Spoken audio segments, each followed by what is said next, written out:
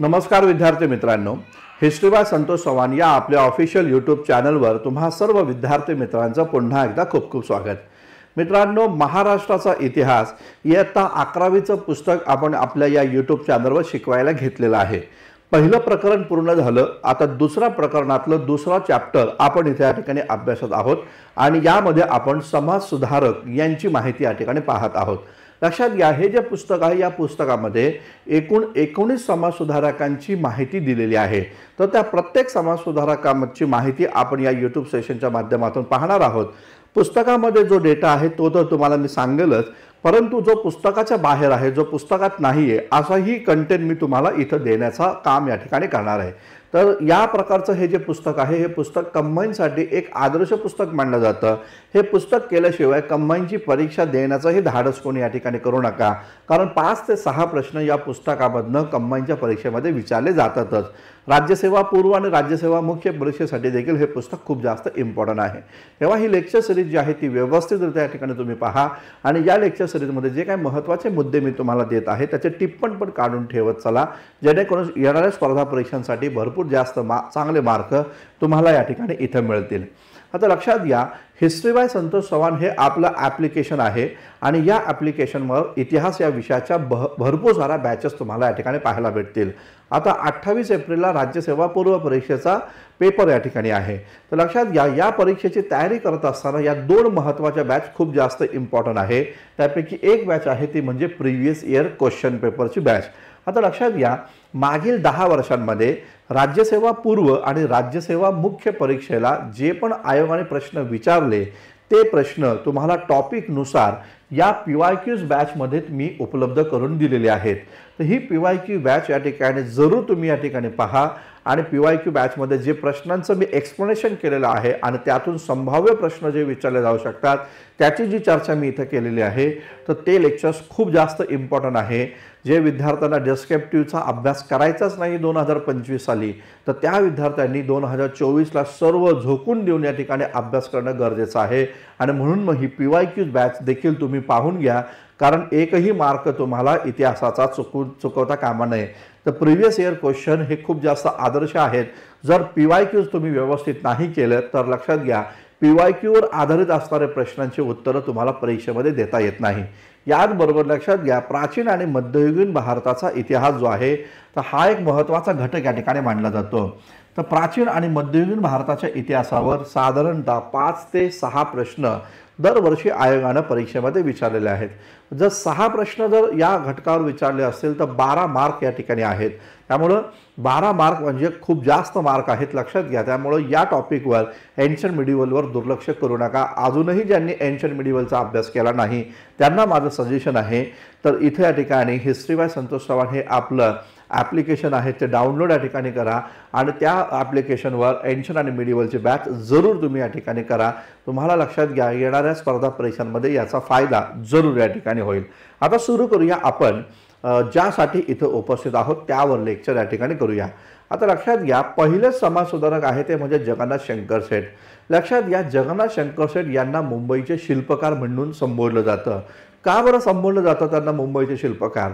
यामागचं कारण असं आहे की सन 1818ला जेव्हा पेशवाईचा या ठिकाणी अंत झाला आणि त्यानंतर या मुंबईवर, या महाराष्ट्रावर जेव्हा या ठिकाणी ब्रिटिशांचं राज्य या ठिकाणी आलं, तेव्हा माउंटस्टोर एल्फिस्टन हा मुंबईचा पहिला गव्हर्नर जनरल बनला। मुंबईची जडणघडण करण्यामध्ये, नवीन नवीन योजना निर्माण करण्यामध्ये माउंटस्टोर एल्फिस्टनची ख्याती या ठिकाणी आहे। तर या माउंटस्टोर एल्फिस्टननं मुंबईच्या काही निवडक लोकांना हाताशी पकडून मुंबईची जडणघडण या ठिकाणी केली आणि मुंबईचा सर्वांगीण अंगाने विकास केला। त्यामध्ये सिंहाचा वाटा जगन्नाथ शंकर शेठ यांचा राहिल्याचं एकंदर दिसतं आणि म्हणून मुंबईच्या जडणघडणीमध्ये जगन्नाथ शंकर शेठ यांचं खूप मोठं योगदान असल्या कारणामुळं या जगन्नाथ शंकर शेठ यांना मुंबईचे शिल्पकार म्हणून संबोधलं जातं। हा महत्त्वाचा मुद्दा या ठिकाणी लक्षात असू द्या। आता आपल्या पाठ्यपुस्तकामध्ये काय माहिती दिलेली आहे यांच्याबद्दल ती आपण थोडीशी पाहूया। आता पहा, एक बेसिक मुद्दा तुम्हाला या ठिकाणी लक्षात ठेवायचा आहे की कोणताही समाज सुधारकांचा अभ्यास करत असताना, जे रिव्हिजन करत असताना 3 महत्त्वाच्या गोष्टी लक्षात ठेवायचे। एक म्हणजे त्या समाज सुधारकाचा जन्म जरी तुम्हाला लक्षात नाही राहिला तर त्याचं निधन कोणत्या वर्षी झालं हे माहिती असणं गरजेचं आहे। तर लक्षात घ्या, सन 1865 साली जगन्नाथ शंकर शेठ यांचं निधन झाल्याचं एकंदरीत दिसतं. म्हणजे हे वर्ष जे आहे हे वर्ष तुम्हाला अभ्यासायचं आहे. याचबरोबर त्या समाजसुधारकाचा जन्म हे कोणत्या ठिकाणी झाला, कोणत्या गावामध्ये झालं, तर ते गाव तुम्हाला माहिती असणं गरजेचं आहे. आणि तिसरं महत्त्वाचं काय की त्या समाजसुधारकानं त्याच्या जीवित कार्यकाळामध्ये कोणकोणत्या संस्थांची निर्मिती केली, कोणकोणते वर्तमानपत्र निर्माण केले, कोणकोणती पुस्तकं या ठिकाणी लिहिली. तर हा प्रकारचा बेसिक डेटा, बेसिक इन्फॉर्मेशन सुधारकांची तुम्हाला माहितीच असणं गरजेचं आहे, हे या ठिकाणी लक्षात घ्या. आता आपण पाहूया की या पुस्तकामध्ये जगन्नाथ शंकर शेठ यांच्याबद्दल जी माहिती आहे ती पाहूया आणि काही एक्स्ट्रा पण इन्फॉर्मेशन मी तुम्हाला इथे या ठिकाणी जरूर देईल. आता इथं म्हणलेलं मुंबई ही महाराष्ट्राची ऐतिहासिक, सांस्कृतिक आणि आर्थिक राजधानी आहे. मुंबईचे शिल्पकार म्हणून जगन्नाथ शंकर शेठ यांना या ठिकाणी ओळखलं जातं. का ओळखलं जातं जे मी तुम्हाला सांगितलं. लक्षात घ्या, जगन्नाथ शंकर शेठ हे एक सधन कुटुंबातील होते. यांच्या पूर्वजांचा व्यवसाय हा हिरे जवाहिरांचा या ठिकाणी राहिल्याचं एकंदरीत दिसून येतं. तर या जगन्नाथ शंकर शेठ यांनी केवळ पैसा कमवण्यावरच भर नाही दिला, तर पैसा कमवून जो काही नफा आला तर त्या नफ्यातील सारा पैसा त्यांनी या ठिकाणी खर्च केला मुंबईच्या जडणघडणीमध्ये आणि एकूणच समाज उपयोगी कार्य करण्यासाठी त्यांनी आपला सारा पैसा खर्च केल्याचं एकंदरीत दिसून येतं. तर मुद्दा नीट या ठिकाणी लक्षात घ्या. आता इथं काय म्हटलं गेलंय, तर इथं म्हटलं गेलं जगन्नाथ शंकर शेठ यांचा जन्म 10 फेब्रुवारी सन 1803 ला झाला.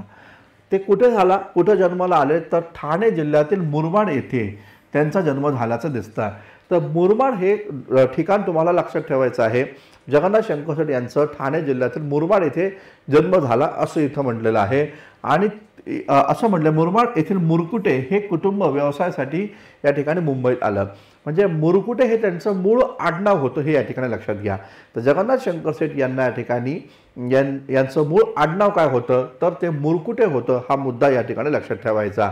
तर हे कुटुंब जे होतं हे व्यवसायासाठी मुंबईमध्ये आलं आणि मुंबईमध्ये त्यांचा हिरे जवाहिरांचा व्यवसाय या ठिकाणी होता असं दिसतं. जगन्नाथ शंकर शेठ हे मराठी, इंग्रजी आणि संस्कृत या तिन्ही भाषेमध्ये प्रगत होते. या तिन्ही भाषेमध्ये त्यांचं प्रावीण्य या ठिकाणी होतं. त्यांनी या ठिकाणी आपल्या श्रीमंतीचा आणि विद्वत्तेचा वापर समाज सुधारण्यासाठी केला आहे असं इथे या ठिकाणी म्हटलेलं आहे. तर लक्षात घ्या, जनरली काय होतं की श्रीमंत व्यक्ती श्रीमंतच होत असतो, तो पैसे कमवतच या ठिकाणी जातो आणि विद्वान व्यक्ती केवळ ज्ञानच ग्रहण करत असतो, तो अधिकाधिक विद्वान होण्याचा प्रयत्न करत असतो. तर इथं जगन्नाथ शंकर शेठ यांच्याकडे विद्वत्ता पण होती आणि श्रीमंती पण होती. तर या श्रीमंतीचा आणि या विद्वत्तेचा उपयोग त्यांनी समाज सुधारण्यासाठी केलेला आहे. हे महत्त्वाची मुद्दा आपण इथे या ठिकाणी लक्षात ठेवा. इथं म्हटलेलं आहे व्यापारामुळे इंग्रज अधिकारी वर्गांमध्ये त्यांचा दबदबा या ठिकाणी राहिल्याचं दिसतं. आता पहा, ब्रिटिशांनी नुकतंच पेशव्यांचं राज्य समाप्त करून इथं आपला अंमल सुरू केलेला होता आणि अशा परिस्थितीमध्ये इथल्या एतद्देशीय स्थानिक लोकांच्या मनावर त्यांना अधिराज्य गाजवायचं होतं आणि एकूणच इथं या ठिकाणी आधुनिकतेच्या माध्यमातून मुंबईची भरभराटी ब्रिटिशांना करायचं होतं. त्यामुळे ब्रिटिशांनी विविध प्रकारच्या योजना आखल्या. काही निवडक लोकांना, महाराष्ट्रातल्या मुंबई प्रांतातल्या निवडक लोकांना हाताशी पकडून मुंबईचं जडणघडण करण्यामध्ये ब्रिटिशांचं योगदान राहिलेलं आहे. तर लक्षात घ्या, या प्रकारे मुंबईचा विकास करण्यामध्ये जे काही निवडक लोक राहिली तर त्या निवडक लोकांमध्ये जगन्नाथ शंकर शेठ यांचा सिंहाचा वाटा राहिल्याचं एकंदरीत पाहायला भेटतं. ब्रिटिशांनी ज्या पण काही योजना मुंबईमध्ये आखल्या त्या सर्वच्या सर्व योजनांमध्ये जगन्नाथ शंकर शेठ यांचा पैसा लागलेला आहे, यांचा सिंहाचा वाटा या ठिकाणी लागलेला आहे. हा मुद्दा या ठिकाणी लक्षात असू द्या. आणि म्हणून मग जगन्नाथ शंकर शेठ यांचा इंग्रज वर्गामध्ये देखील दबदबा राहिल्याचं एकंदरीत पाहायला भेटतं. शिक्षणाशिवाय लोकांचा उद्धार होणार नाही हे ओळखून एल्फिस्टन यांच्या मदतीनं त्यांनी बॉम्बे नेटिव्ह एज्युकेशन सोसायटीची स्थापना केली असं इथे या ठिकाणी म्हटलेलं आहे. तर मुद्दा नीट समजून घ्या. बॉम्बे नेटिव्ह एज्युकेशन सोसायटी जी आहे ही बॉम्बे नेटिव्ह एज्युकेशन सोसायटी कोणत्या वर्षी स्थापन झाली, तर लक्षात घ्या सन 1822ला. आता एक महत्त्वाचा मुद्दा लक्षात घ्या, हे जे एल्फिस्टन होते मुंबईचे पहिले गव्हर्नर, तर या मुंबईच्या पहिल्या गव्हर्नरनं एक संस्था स्थापन केली होती 1816ला. या संस्थेचं नाव होतं Bombay education society. Bombay education सोसायटीचा मुख्य उद्देश युरोपियन मुलांना या ठिकाणी शिक्षित करणं असा होता. म्हणजे युरोपियन कामगारांची जी काही मुलं भारतामध्ये आली होती, मुंबईत होती, तर त्या मुलांना, युरोपियन मुलांना आधुनिक शिक्षण देणं या इराद्यानं बॉम्बे एज्युकेशन सोसायटी 1816ला स्थापन करण्यात आली. या संस्थेच्या धर्तीवरच जगन्नाथ शंकर शेठ यांनी 1820ला मुंबई प्रांतामध्ये हैंद शाळा व शाळा पुस्तक समितीची स्थापना केल्याचं एकंदर दिसतं। इथं नाव लिहितो हवं तर मी, हैंद शाळा व शाळा पुस्तक समितीची स्थापना केली आणि या हैंद शाळा व शाळा पुस्तक समितीच्याच माध्यमातून एक संस्था स्थापन झाली जी मुंबईतली महत्त्वाची देशी लोकांची भारतीय लोकांची संस्था मानली जाते। तिला नाव आहे बॉम्बे नेटिव्ह एज्युकेशन सोसायटी। आता लक्षात घ्या, एल्फिस्टनच्या मदतीनं नानांनी हे संस्था या ठिकाणी स्थापन केली। तर या संस्थेचे पहिले डेप्युटी डायरेक्टर होते ते म्हणजे बाळशास्त्री जांभेकर। तर लक्षात असू द्या, बॉम्बे नेटिव्ह एज्युकेशन सोसायटीचे पहिले डेप्युटी डायरेक्टर होते बाळशास्त्री जांभेकर आणि या संस्थेमध्ये म्हणजे बॉम्बे नेटिव्ह एज्युकेशन सोसायटी या संस्थेमध्ये दादोबा पांडुरंग तरखडकर यांचं शिक्षण पूर्ण झालेलं आहे। हा महत्त्वाचा मुद्दा आपण इथे या ठिकाणी लक्षात ठेवणं गरजेचं आहे। पुढे पाहायला भेटतं student literary and scientific society. लक्षात घ्या, ही student literary and scientific society कधी स्थापन झाली तर सन 1845ला। 1845ला स्टुडंट लिटररी अँड सायंटिफिक सोसायटीची स्थापना मुंबईमध्ये झाल्याचं एकंदर दिसतं। आता ही संस्था स्थापन होण्यामागे काय ऐतिहासिक पार्श्वभूमी आहे ती थोडीशी समजून घेऊया।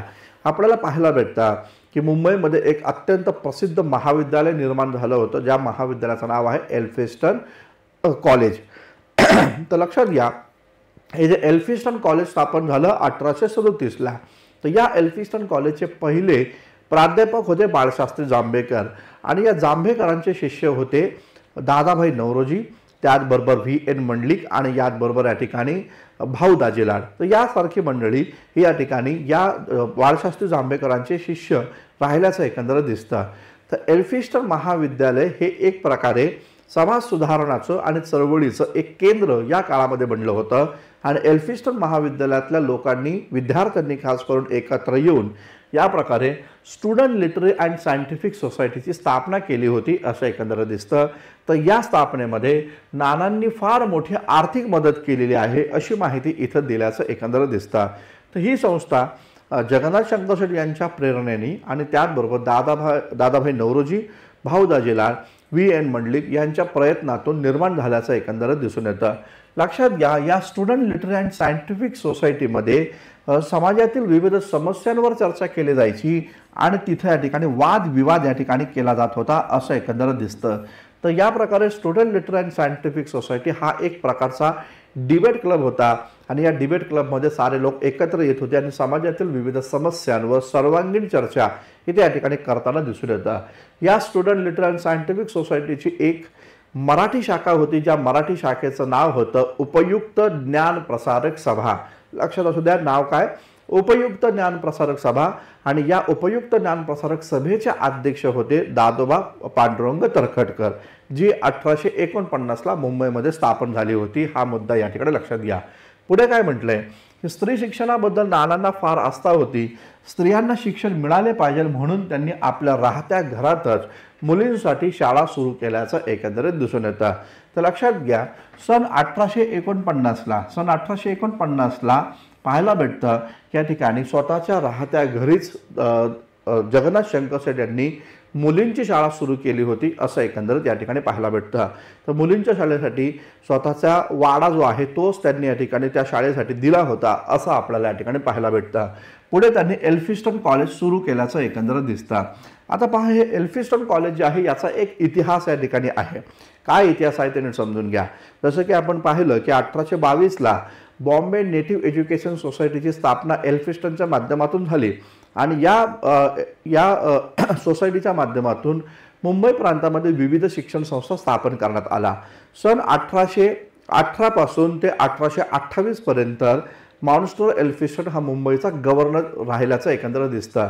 मात्र त्यानंतर तो निवृत्त या ठिकाणी झाला। तेव्हा मुंबईतल्या काही धोरणींनी, काही महत्त्वाच्या व्यापारी लोकांनी एकत्र येऊन एल्फिस्टनचं स्मारक मुंबईमध्ये निर्माण करण्याचा प्रस्ताव आणला आणि त्यासाठी एल्फिस्टनचं स्मारक निर्माण करण्यासाठी एक फंड निर्माण केला, ज्याला स्मारक फंड म्हटलं गेलं।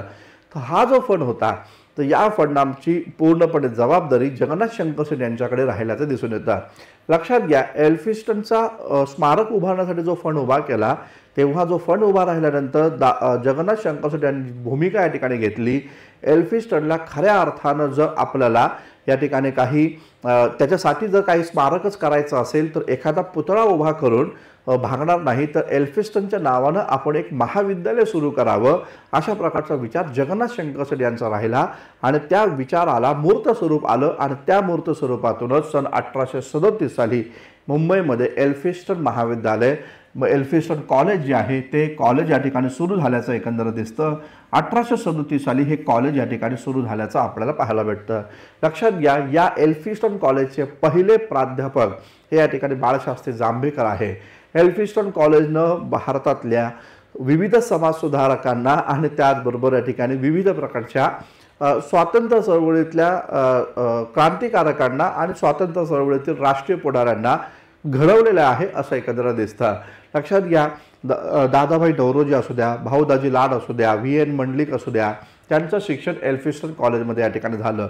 याचबरोबर आपल्याला माहिती असेल की कर्वे जे होते, महर्षी धोंडो केशव कर्वे हे एल्फिस्टन महाविद्यालयाचे प्राध्यापक होते आणि डॉक्टर बाबासाहेब आंबेडकरांचं हे शिक्षण या मुंबईतल्या एल्फिस्टन कॉलेजमध्ये झाल्याचं एकंदरीत या ठिकाणी पाहायला भेटतं. बाबासाहेबांचं BAचं जे शिक्षण आहे एल्फिस्टन कॉलेजमध्येच झाल्याचं आपल्याला या ठिकाणी पाहायला भेटेल. लक्षात घ्या, पुढे आपल्याला पाहायला भेटतं की सरकारने मुंबई इलाख्यात शिक्षण व्यवस्थेवर नियंत्रण ठेवण्यासाठी बोर्ड ऑफ एज्युकेशनची स्थापना केली. ही बोर्ड ऑफ एज्युकेशन संस्था ही कधी स्थापन झाली तर 1840ला.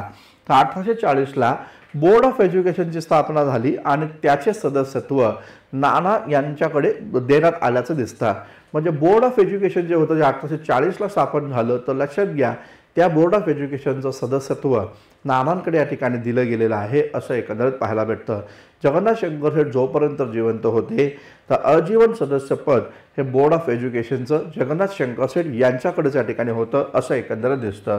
याच बोर्ड ऑफ एज्युकेशनचं रूपांतर पुढे शिक्षण खात्यामध्ये झाल्याचं आपल्याला या ठिकाणी पाहायला भेटतं. तर हा एक मुद्दा या ठिकाणी लक्षात घ्या. एज्युकेशनल डिपार्टमेंट जो आहे ते एज्युकेशनल डिपार्टमेंट हे या ठिकाणी झालं 1857ला. तर त्याच्या आधी हे बोर्ड ऑफ एज्युकेशन होतं हे या ठिकाणी लक्षात घ्या.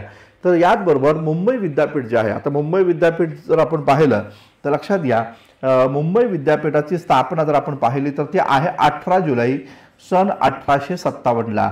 तर 18 जुलै सन 1857ला जे मुंबई विद्यापीठ स्थापन झालं तर त्या मुंबई विद्यापीठाच्या स्थापनेतही जगन्नाथ शंकर शेट यांचा खूप मोठा वाटा राहिल्याचं दिसतं आणि मुंबई विद्यापीठाचे पहिले फेलो म्हणून या ठिकाणी जगन्नाथ शंकर शेट यांनाच या ठिकाणी नियुक्त करण्यात आलं होतं असं देखील आपल्याला या ठिकाणी पाहायला भेटतं. तर हा एक महत्त्वाचा मुद्दा जगन्नाथ शंकर शेट यांच्या संदर्भातील आपल्याला या ठिकाणी पाहायला भेटेल. पुढे असं म्हटलेलं आहे, जनतेची दुःख सरकारच्या निदर्शनास आणण्यासाठी दादाभाई नौरोजी यांच्या समवेत त्यांनी बॉम्बे असोसिएशन या संस्थेची स्थापना केल्याचं दिसून येतं. आता पहा, इथं आपल्याला पाहायला भेटतं बॉम्बे असोसिएशन. या बॉम्बे असोसिएशन या संस्थेवर बऱ्याच वेळा आयोगाने प्रश्न विचारलेले आहेत. तर कधी याचे संस्थापक विचारलं, कधी हे या संस्थेचे अध्यक्ष विचारलं, त्याचबरोबर या संस्थेचे सचिव कोण होते यावर पण प्रश्न विचारला गेलेला आहे. तर मुद्दा नीट लक्षात घ्या, मुंबईतील पहिली राजकीय संघटना ही बॉम्बे असोसिएशन आहे. साधारणतः 1852ला या बॉम्बे असोसिएशनची स्थापना झालेली आहे. तर बॉम्बे असोसिएशनची स्थापना दादाभाई नौरोजी आणि जगन्नाथ शंकर शेट यांनी केल्याचं एकंदरीत दिसतं आणि या संस्थेमध्ये मोठ्या प्रमाणावर पारशी समाजाचे लोक देखील सहभागी होते. जमशेदजी जेजीभाई हे नाव लक्षात असू द्या, इथं लिहितो हवं तर मी नाव, जमशेदजी जेजीभाई हे आपल्याला पाहायला भेटतात. हे या संस्थेच्या या ठिकाणी पहिले या ठिकाणी अध्यक्ष या ठिकाणी होते. तर बॉम्बे असोसिएशनचे पहिले अध्यक्ष हे जमशेदजी जेजीभाई आहे आणि या संस्थेचे सेक्रेटरी जे होते हे सेक्रेटरी हे भाऊ दाजी लाड होते. हा एक महत्त्वाचा मुद्दा या ठिकाणी लक्षात घ्या.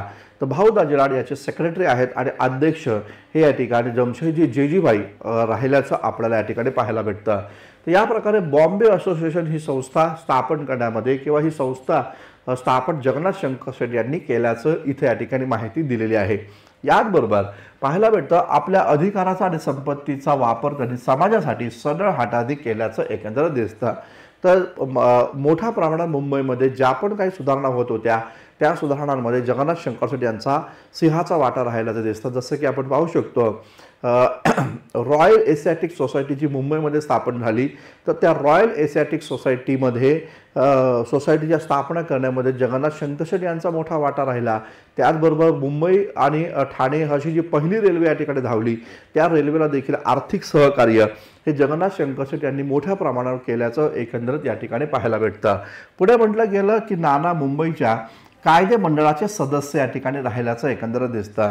तर लक्षात घ्या, मुंबई विधिमंडळ जे आहे तर त्या मुंबई विधिमंडळाचे सदस्य देखील ते राहिल्याचं पाहायला भेटतं। 1861 कायदा बनला आणि त्या कायद्याद्वारे प्रांतीय गव्हर्नरला प्रांतीय प्रेसिडेन्सीमध्ये काही लोकांची नियुक्ती करण्याचा अधिकार मिळाला। तेव्हा जगन्नाथ शंकर शेट ही ती पहिली व्यक्ती जी मुंबई कायदे मंडळामध्ये सदस्यत्व म्हणून त्यांना इथे या ठिकाणी जागा मिळालेली आहे असं दिसतं। त्यांनी गोरगरिबांना अनेक संस्थांना आर्थिक मदत केली, ते दानशूर होते, सार्वजनिक क्षेत्रात कार्य करणाऱ्या लोकांना त्यांनी प्रोत्साहन दिलं असं इथं या ठिकाणी माहिती दिलेली आहे। आता बघा, एक महत्त्वाचा मुद्दा आपण इथे या ठिकाणी लक्षात ठेवणं गरजेचं आहे की जगन्नाथ शंकर शेट यांनी या सर्व गोष्टी तर केल्याच केल्या, परंतु अजून काय महत्त्वाचे मुद्दे आहेत का की त्यांनी या ठिकाणी या संदर्भात काही महत्त्वाच्या भूमिका घेतल्या? तर लक्षात घ्या, इथं आपल्याला या ठिकाणी पाहायला भेटतं चिंचपोकळी गॅस कंपनी जी आहे, तर चिंचपोकळी गॅस कंपनी जी आहे, तर त्या गॅस कंपनीची स्थापना ही जगन्नाथ शंकर शेट यांच्या माध्यमातून या ठिकाणी झाली। याचबरोबर पाहायला असं भेटतं की या संदर्भामध्ये आपल्याला या ठिकाणी पाहायला भेटतं की जगन्नाथ शंकर शेट यांनी या ठिकाणी शिवडीची स्मशानभूमी जी आहे त्याच्यासाठी पण या ठिकाणी काम केल्याचं एकंदरीत या ठिकाणी पाहायला भेटतं। लक्षात घ्या, साधारणतः हिंदू मुस्लिमांमध्ये या काळामध्ये या ठिकाणी दंगे झालेले होते।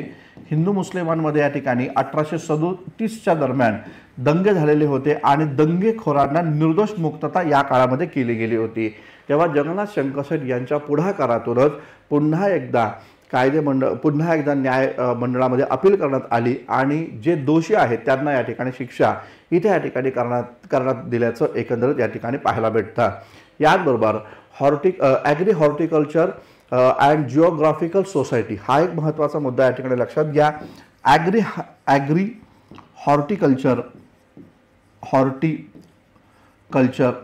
हॉर्टिकल्चर अँड जिओग्राफिकल सोसायटी जी आहे, तर त्या जिओग्राफिकल सोसायटीच्या स्थापनेमध्ये देखील जगन्नाथ शंकर शेट यांचा सिंहाचा वाटा राहिल्याचं एकंदरीत पाहायला भेटतं। अजून काय बरं महत्त्वाचं आहे तर लक्षात घ्या, सन 1829ला सती प्रथा प्रतिबंधक कायदा जो आहे तर हा कायदा हा बंगाल प्रांतामध्ये निर्माण झाला। तशाच प्रकारचा कायदा हा मुंबईमध्ये सन 1830ला या ठिकाणी निर्माण झाल्याचं एकंदरीत दिसतं। तर लक्षात घ्या, 1830ला जॉन माल्कम हे या ठिकाणी या काळामध्ये मुंबईचे या ठिकाणी गव्हर्नर या ठिकाणी होते। म्हणजेच माउंटस्टर एल्फिन्स्टनच्या नंतर जॉन माल्कन हे आपल्याला या ठिकाणी पाहायला भेटतात। तर या जॉन माल्कन हे त्या काळामध्ये त्या काळामध्ये या ठिकाणी मुंबईचे गव्हर्नर या ठिकाणी राहिलेले आहेत। तेव्हा या जॉन माल्कनला या ठिकाणी हाताशी पकडून जगन्नाथ शंकर शेट यांच्या पुढाकारातूनच मुंबईमध्ये 1830ला सती प्रथा प्रतिबंधक कायदा निर्माण करण्यात आला। लक्षात घ्या, राजाराम मोहन रायनी जेव्हा सतीची चाल भारतातून समाप्त व्हावी यासाठी जी एक मोहीम उभी केली होती, तर त्यासाठी बऱ्याचशा लोकांच्या सह्यांचं पत्र लंडनला पाठवलं गेलं होतं। तर राजाराम मोहन राय यांच्या या पत्रावर जगन्नाथ शंकर शेट यांची देखील स्वाक्षरी होती। हा एक महत्त्वाचा मुद्दा आपण इथे या ठिकाणी लक्षात ठेवणं खूप जास्त या ठिकाणी गरजेचं आहे, हे लक्षात घ्या। या प्रकारे जगन्नाथ शंकर शेट यांचं खूप मोठं योगदान मुंबईच्या जडणघडणीमध्ये विकासामध्ये राहिल्याचं आपल्याला पाहायला भेटतं। इथं पुढे अजून म्हटलेलं आहे की सार्वजनिक क्षेत्रात कार्य करणाऱ्या लोकांना त्यांनी नेहमीच प्रोत्साहित केल्याचं एकंदरीत दिसतं। तर सार्वजनिक क्षेत्रामध्ये जे लोक आहेत त्या सर्व लोकांना कायम प्रोत्साहित करण्याचं कार्य जगन्नाथ शंकर शेट यांच्या माध्यमातून झालं। जेव्हा 1848ला ज्ञानप्रसारक सभेची स्थापना झाली होती, तर त्या ज्ञानप्रसारक सभेला देखील मोठ्या प्रमाणात आर्थिक मदत हे जगन्नाथ शंकर शेट यांच्या माध्यमातून झाल्याचं एकंदरीत या ठिकाणी पाहायला भेटतं। हे पण मोठं काम त्यांचं या ठिकाणी आहे। तर लक्षात घ्या, इथं म्हटलेलं आहे त्यामुळेच नानांना मुंबईचे शिल्पकार असे म्हटले जाते। आचार्य आत्रेंचं मत इथे या ठिकाणी दिलेलं आहे।